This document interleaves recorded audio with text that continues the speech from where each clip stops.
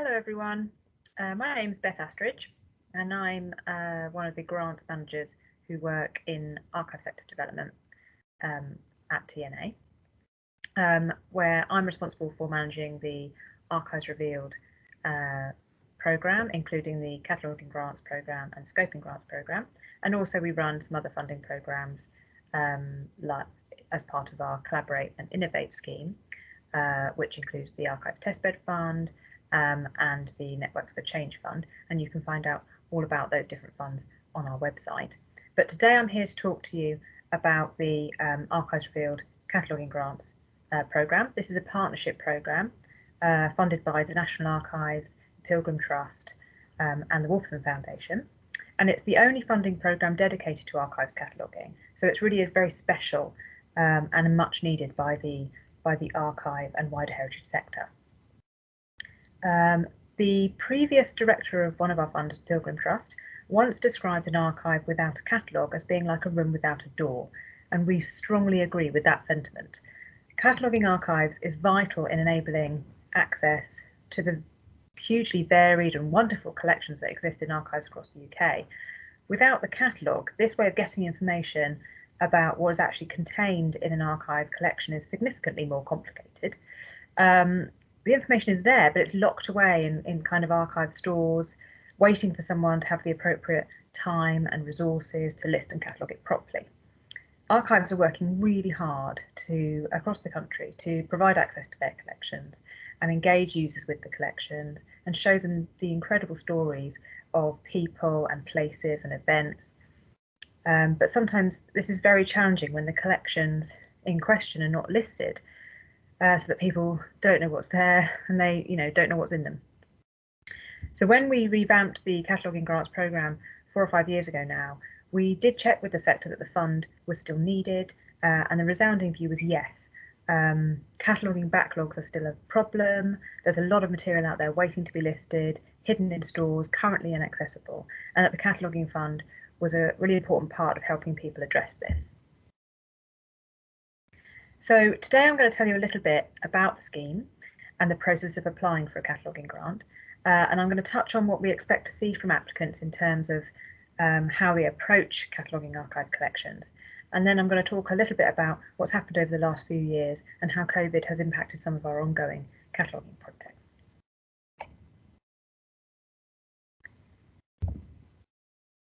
So first, some of the basics. The Cataloguing Grants programme can fund up to £45,000 for archives to catalogue collections. It really only funds staffing costs to undertake the project. So that basically means the salary of the person recruited to do the cataloguing work. Public bodies and registered charities and other not-for-profit organisations can apply. So do check our eligibility guidance to check whether you're eligible to apply. I mean, it's not just the big hitters who can successfully apply to Archives Revealed.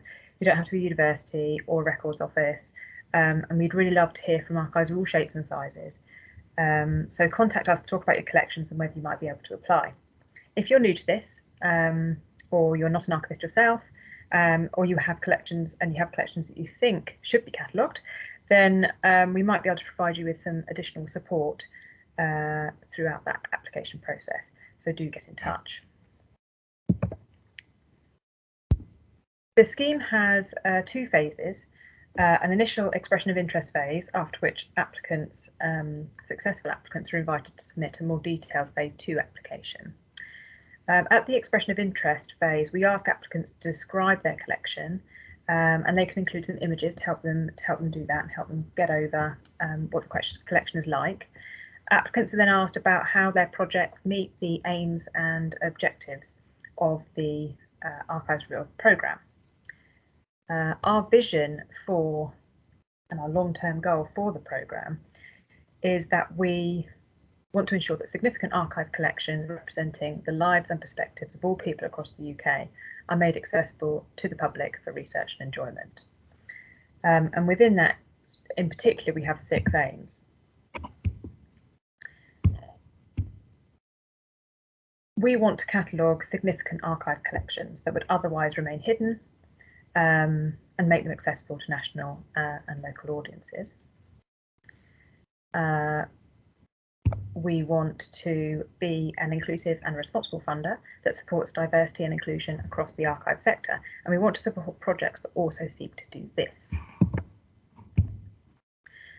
We want to increase the visibility and use of archive collections across varied audiences, revealing the stories and experiences of people, of communities, and of events. We want to highlight the value of archives in making a difference to people's lives, for example, by showing how using and engaging in archives can have an impact on people and can contribute to improved health and well-being, for example. And we want to fund projects that represent examples of excellence in cataloguing and discovery. And we also want to build fundraising skills and confidence through the application process. In our role in sector support within TNA, we want to support archive staff and others in our applicant organisations to improve their skills in writing applications and their confidence in going through this process. So we're always there for advice, and we also provide resources about funding and bid writing, for example, on our website for you to use. The successful applications at this stage then submit a more detailed application at phase 2 of the programme. And this one looks more closely at the significance of the collection, at how the project will be managed in terms of staffing and project management, and also at how the applicant intends to approach the cataloguing of the collection in terms of standards, catalogue structure, and the level of cataloguing. We expect that applicants will be using relevant cataloguing standards, such as ISAG, or standards that are specific to the type of material that's being catalogued. For example, if you're cataloguing film or audio material, we expect that you'll be using the relevant standards for that type of material. We don't specify how you should approach the cataloguing or the level of detail that you're sort of aiming to achieve, but we ask instead that you design your approach in the most appropriate way for the collection that you're wishing to catalogue. So one size definitely does not fit all when it comes to cataloguing projects. And we shouldn't expect that, for example, item level cataloguing across the board is appropriate for all types of collections and all cataloguing projects. So ultimately, what we're looking for is improved access. And therefore, applicants need to look at the type and the format of the archive collections that they've got, alongside a plan for how they're going to make it accessible to users, and within that sort of defined time frame of a project and the resources that are allocated to that, and then they select the approach based on that analysis. Some of our projects do choose an item level approach because that is the most appropriate for their collection. An example of that is the L8 archive project by Writing on the Wall, which we funded in 2020. This project is cataloguing the archives of the L8 Law Centre and the Liverpool Anti-Racist and Community Arts Association, which are two anti-racist organisations in Liverpool that were central to the defence and empowerment of Liverpool's communities in the 1980s and onwards. The type of material in this collection, and that it was already arranged into series with some existing lists, meant that the most appropriate way to tackle it and to really surface the content was to do item level cataloguing for the whole collection, to reveal the stories and the events taking place in Liverpool in the 1980s, as is represented by the collection. Quite a number of our projects choose a mixed level cataloguing approach, where different parts of the collection are catalogued to different levels, based again on the best way of making them accessible and using the resources available in the most efficient way.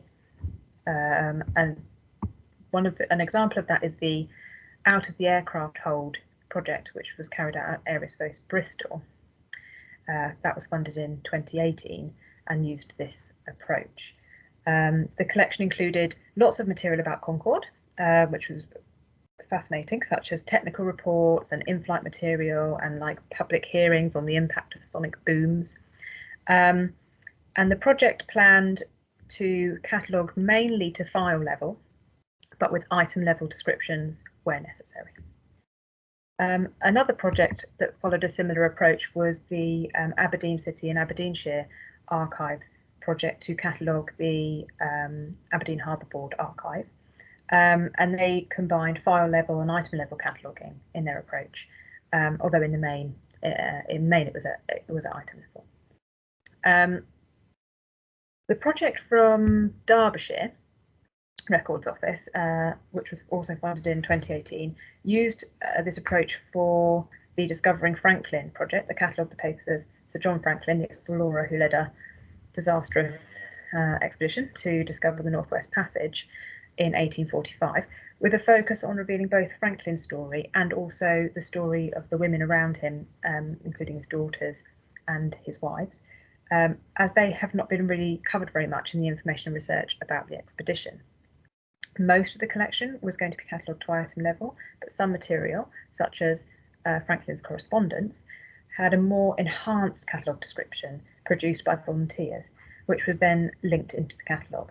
So this provided an extra level of detail to some of the records that was felt to be of great significance, and because it made them more accessible and more useful for research. As I mentioned previously, sometimes it's the format of the material that dictates a particular approach. And this was the case for Explore York, who received funding in 2018 for a project to catalogue a large collection of engineers and architects' drawings created by the City of York Council in the 19th and 20th centuries. It was estimated that there were about 150,000 individual drawings in mixed rolls and crates of plans.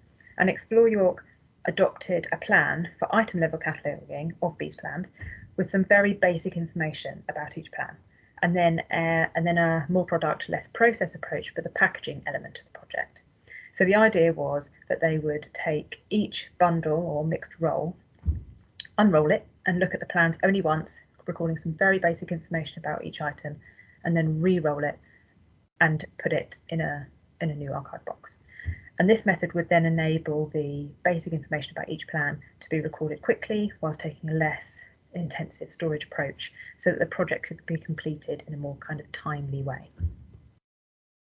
So as you can see from these examples, what we're looking for is that the archives consider the material they want to catalogue and the use that they feel the collection's getting and the resources that are available, and have planned that most appropriate way of cataloguing the collection. It's also quite interesting to highlight at this point the integral role of volunteers working on these projects. In most examples I've just provided, the volunteers would have been working alongside the archive staff to contribute to the cataloguing process. In most cases, this will be to do with the sort of more detailed element of the cataloguing. So at Aerospace Bristol, for example, it was often volunteers doing the and at Explore York, volunteers were also a hugely important part of that process of getting that large amount of material catalogued through the sort of quite intensive project. So we really encourage projects to work with volunteers. It's really hugely beneficial to the archive and to the project, but also really very beneficial to and enjoyable for the volunteers themselves. And it's a really important way of getting more people involved with and engaged with archive collections. But the work of the volunteers on these projects really should be acknowledged, as it's really so important. So, you know, kudos out there to the volunteers who are working with us on this. You can see some more examples of the collections that we funded over the past 4 rounds on our website, where we've got some short summaries about each of the projects, so do go and have a look. We fund a range of different types of archive from all across the UK, and you can see that there are many different collections being surfaced that otherwise wouldn't be accessible for people to see and enjoy. One further area I wanted to mention today was how the impact of COVID was felt by our cataloguing projects. Many of our funded projects were kind of mid-flow when the pandemic began. Some had only just begun and some were near completion, and the impact was felt very deeply. Cataloguers couldn't access the collections physically, and engagement activities were put on hold. And that was a real challenge, and we really commend all of our funded projects who are in that position for how they found innovative and practical ways to continue to progress their cataloguing projects in such difficult circumstances. We have some interesting unexpected impacts from the delivery of these projects. For example, in some cases, the number of items catalogued was reduced because the archivists had a period of not being able to access the collections, but the depth of information provided in the catalogue was much greater. So, I mean, this was due to the fact that the catalogues were working away from the collections, and so they sort of undertook a different type of cataloguing. For instance, they spent extra time looking at researching name and place authorities. They spent more time editing and checking the work that they'd done to date and following up references that they might not have had time or space to follow up previously. They wrote more detailed contextual descriptions, and they discovered links between collections, both internally within the archive and also further afield in external other collections. And so we felt that these really unexpected impacts were a really great alternative and a great practical workaround, and resulted in some fantastic new information that was being made available to users looking at those collections. I hope that this short talk about the cataloguing scheme has been of interest, and I hope I've demonstrated why a dedicated fund for cataloguing is needed. There's still so much out there. There are so many archives we don't even know about yet. We're really hoping that some of those might get in touch with us and make an inquiry and see if they might be eligible to apply for funding, and so that we can encourage as many people as possible to find these archives, to use these archives and enjoy these archives as much as we all do. So if you know of an archive, then please let them get in touch. I'll tell them to get in touch, contact us. We'd be happy to talk to you and really encourage all these collections to be made more available. Thank you.